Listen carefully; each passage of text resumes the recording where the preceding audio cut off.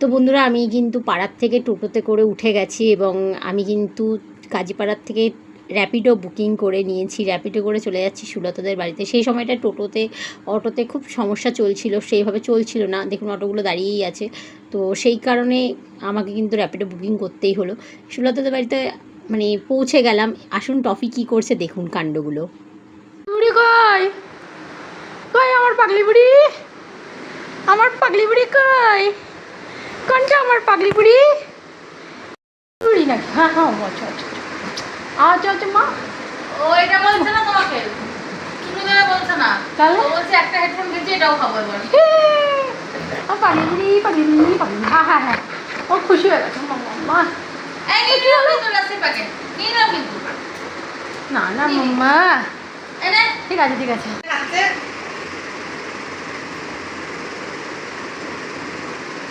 কেউ খেতে বাজে বাস করে আমার খাচ্ছে। 15 টাকার ম্যাগি কত টাকায় কিনেছিস তুই? পাতি লেবুর মতন দাও। কি বাবা কি কাকুকে এখন মানে একটু ইয়ে করা হলো, প্র্যাঙ্ক করা হলো কাকুর সাথে। প্র্যাঙ্ক করা হয়নি, আমাদের সাথেই বরঞ্চ প্র্যাঙ্ক হয়ে একটা দুটো ঠিক আছে।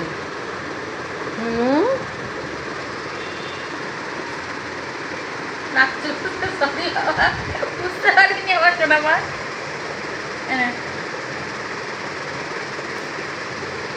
সারা রাত ধরে অনেক হাসি মজা করে 1.5 ঘন্টা মাত্র ঘুমিয়ে 4:45 বাজে আমরা কিন্তু বেরিয়ে যাচ্ছি দীঘা যাওয়ার জন্য। অলরেডি আমাদের টোটো এসে গেছে। এখানে টফি দেখুন খেলা করছে ওর খেলনা নিয়ে। যাই হোক, তো ওকেও বাই করলাম, কাকুকেও বাই বললাম, বলে টোলে আমরা কিন্তু আস্তে আস্তে দুজনেই, আমি আর সুলতা কিন্তু উঠে গেছি টোটোতে। আমরা দীঘা যাচ্ছি আমি বললাম তখনই। তো এই যে আমি আর সুলতা কিন্তু এই যে রয়েছি, কাকুকে সুলতা বাই বললো, সাবধানে থাকতে বললো। তো যাই হোক, এবার আমরা বেরিয়ে যাচ্ছি। তো অলরেডি আমরা আমাদের স্টেশনে পৌঁছে গেছি টোটোর থেকে নেমে। এবার আমরা যাব কিন্তু আমাদের নেক্সট স্টেশনে।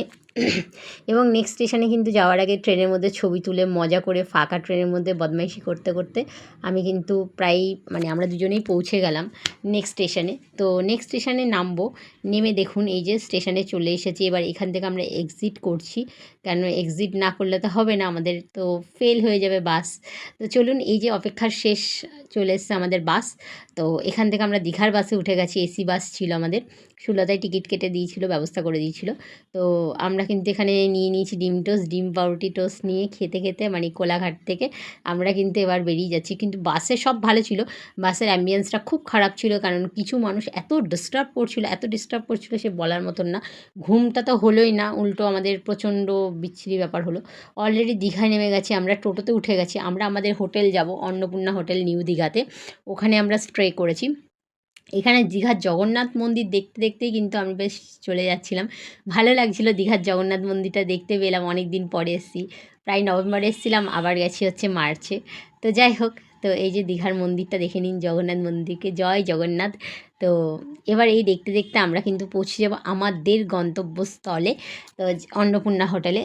এখান থেকে আমাদের টোটো ভাড়া নিয়েছিল 50 টাকা করে, আর অনলাইনে তো বাসে যেমন যেমন টিকিট লাগে সেরকম দাম, জিএসটি কেটে আমাদের পড়েছিল প্রায় 395 সামথিং এরকম করে। তো যাই হোক, টোটোতে দেখতে দেখতে চারিদিকটা পার্কগুলো দেখতে দেখতে দেখতে দেখতে কিন্তু আমরা চলে এলাম হোটেল অন্নপূর্ণার সামনে। তো এখান থেকে আপনারা যদি সি বিচের উদ্দেশ্যে যান তাহলে কিন্তু সেই ক্ষেত্রে সি বিচে আপনারা কিন্তু 50 টাকা করেই নেবে, আর আমাদের 100 টাকা নিয়েছিল ওই দীঘা নিউ ওল্ড দীঘা থেকে আর কি আসার জন্য। তো যাই হোক, এবার আমরা হোটেল রুমে ঢুকে গেলাম, কার্ড নিয়ে নিয়েছি রিসেপশান থেকে। কাকুটা আমাদেরকে একটা রুম দেখিয়েছিল বাই দ্য ওয়ে। তো তার আগে লিফটে উঠে যাব আমরা। তো আমি আর সুলতা লিফটে উঠে গেছি, এবার আমরা যাব হচ্ছে 2nd ফ্লোরে। চলুন দেখুন, আমরা অন্নপূর্ণা হোটেলে চলে এসেছি। আমাদের রুম ছিল কিন্তু 3rd ফ্লোরে। সো এখানে আমরা লিফটে করেই এসেছিলাম।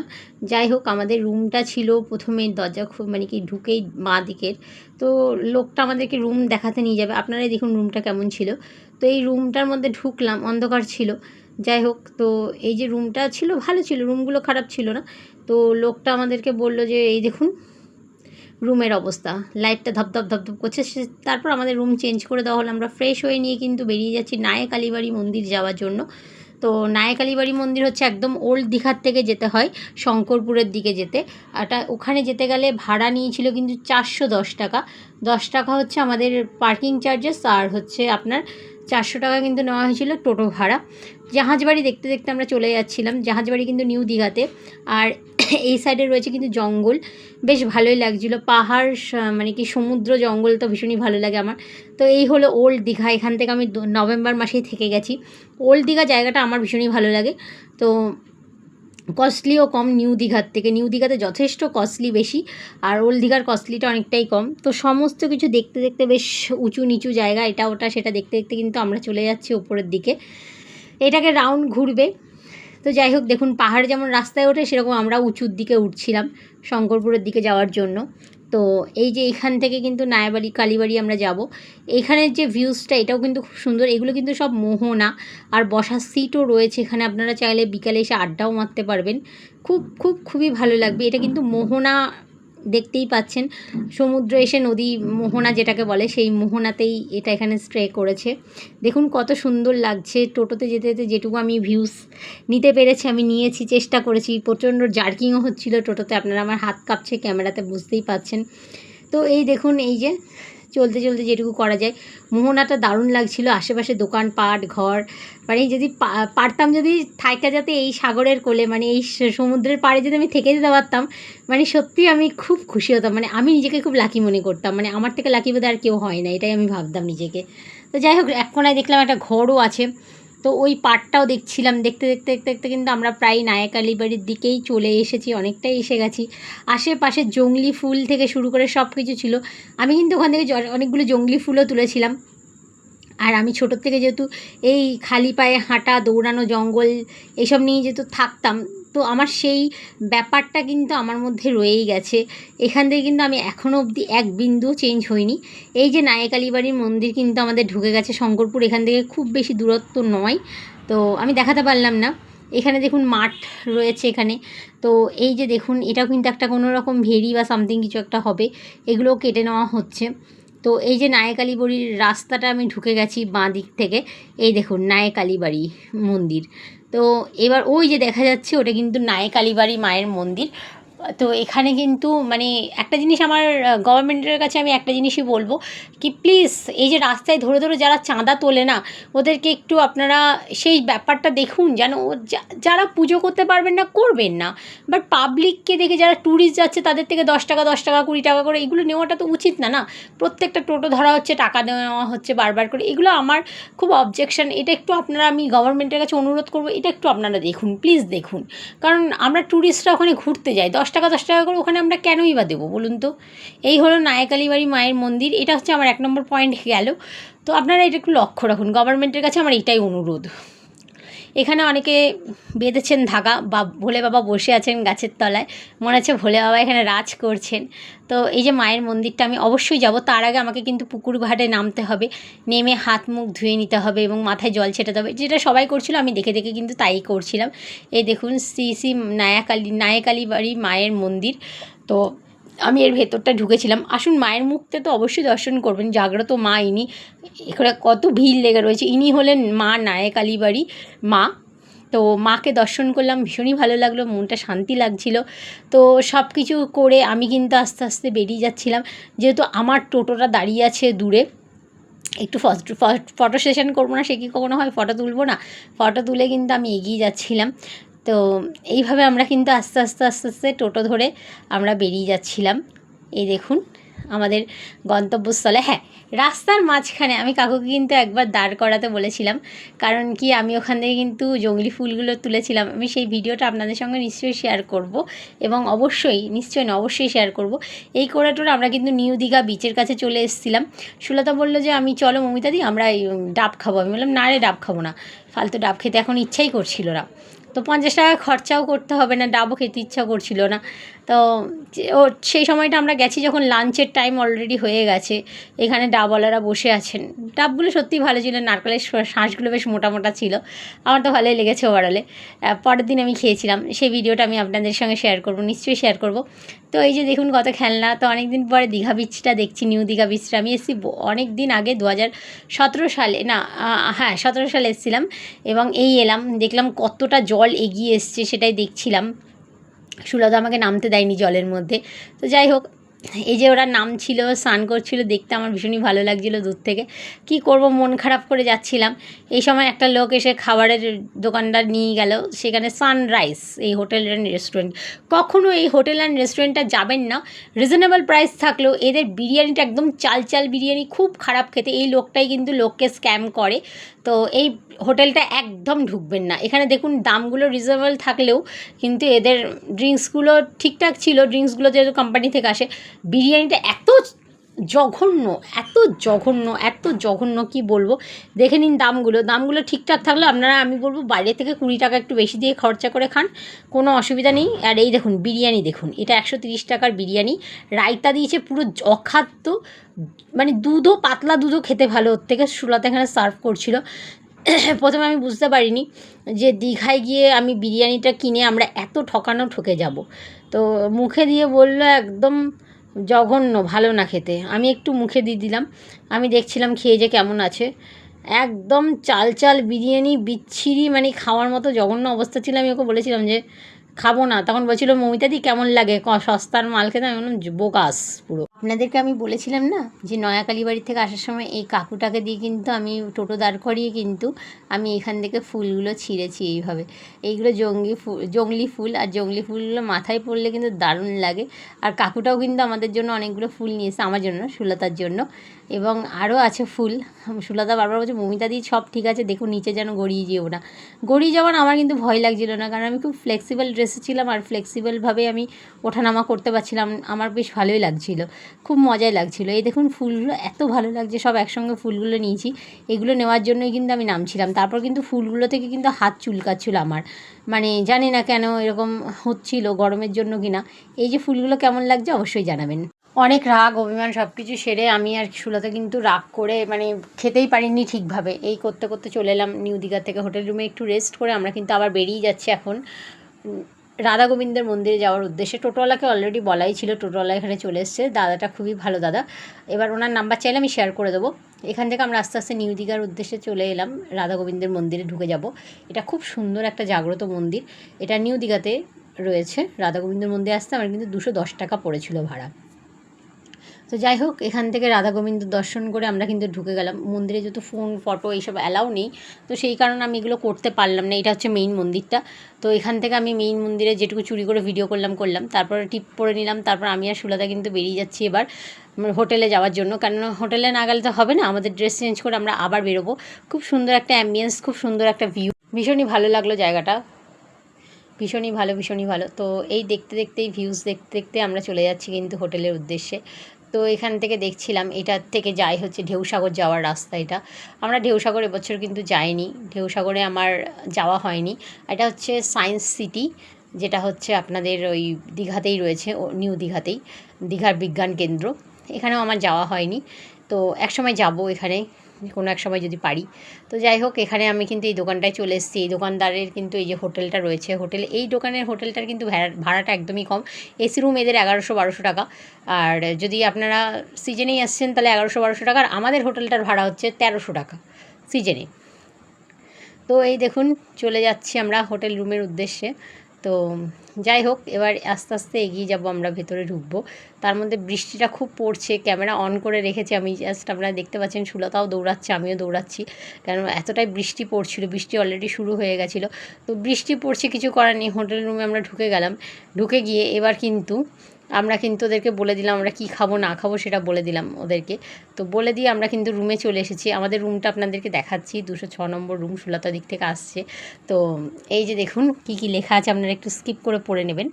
আর এই যে ঢুকে গেছে, এটা হচ্ছে আমাদের বেডরুম। এই যে ছড়ানো ছিটানো বেডরুম, এসি রয়েছে, আর সুলতা এখানে বসে রয়েছে, গদিটাও বেশ সুন্দর। আর বাথরুমটা আমি দেখালাম না, যাই হোক।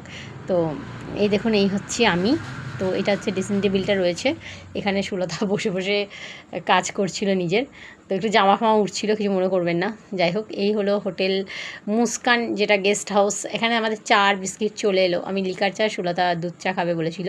তো রেডি হয়ে গেছি। এবার বৃষ্টি পড়ছিল বলে আমরা একটু ওয়েট করছিলাম। বৃষ্টি কমে গেছে, সুলতা তালা মারছিল, আর আমি কিন্তু বেরিয়ে গেলাম। তারপর আমরা ইয়ার্কি মজা করতে করতে করতে করতে কিন্তু আমরা জাস্ট এগিয়ে গেলাম। তো আমরা চলে যাচ্ছি নিউ দীঘাতে। 50 টাকা করে কিন্তু টোটো ভাড়া, 50 টাকা টোটো ভাড়া দিয়ে নিউ দীঘাতে চলে এলাম। এখানে অলরেডি কিন্তু হালকা বৃষ্টির জন্য দেখুন রাস্তাঘাট কী অবস্থা হয়েছে, কিন্তু বৃষ্টিটা আমরা তখনও পেয়েছি। এই যে আমরা হেঁটে হেঁটে যাচ্ছি, তো পায়ের সিনগুলো আপনাদেরকে দেখাচ্ছিলাম। তো যাই হোক, নিউ দীঘাতে যখন রাত্রেবেলা এসেছি, জলটা কিন্তু অনেক দূরে চলে গেছিলো। আর এখানে দেখুন মেঘটা খুব গর্জা ছিল বৃষ্টির জন্য।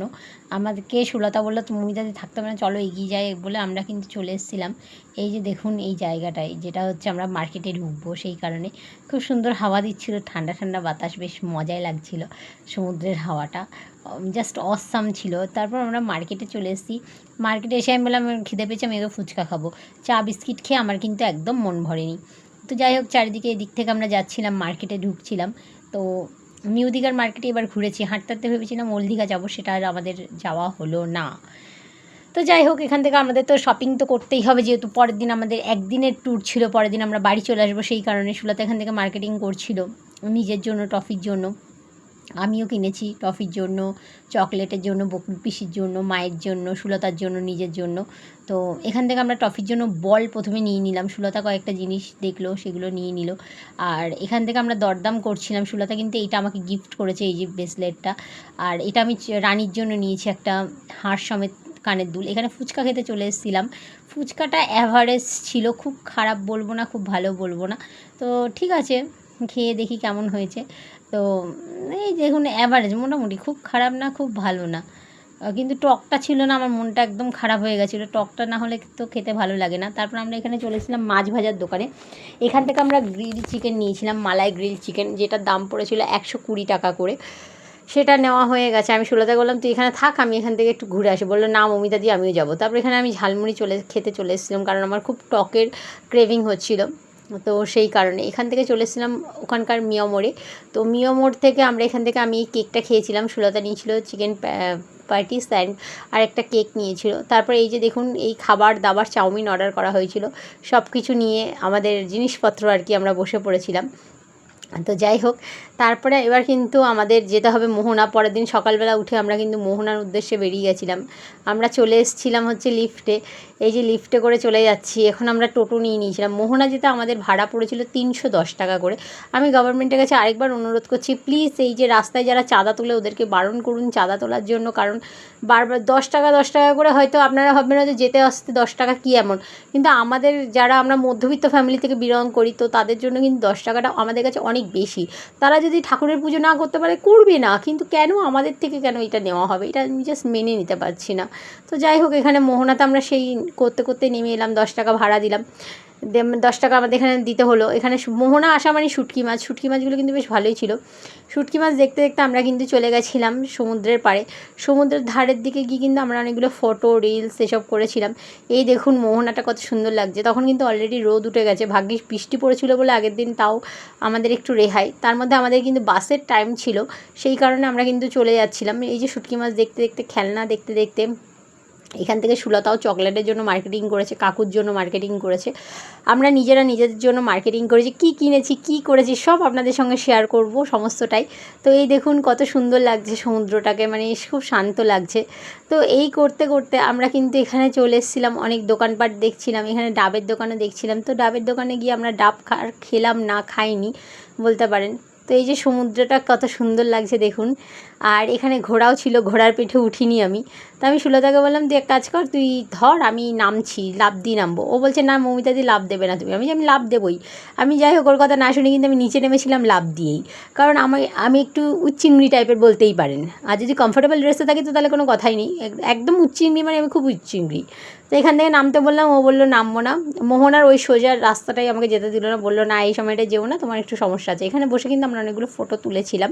তো এখানে শাখা, শাখা নিয়েছি আমি মোটা মোটা, বিয়ে না করেই শাখার বাজার, শাখার মার্কেটিং আমার হয়ে গেছে। দাম পড়েছিল 100 টাকা মোহনাতে, বেশ মোটা মোটা শাখা নিয়েছি। শাখাগুলো কেন নিয়েছি, বিয়ে করব না না সেরকম কিছু নয়, কেন নিয়েছি সব কিছুই বলবো আপনাদেরকে।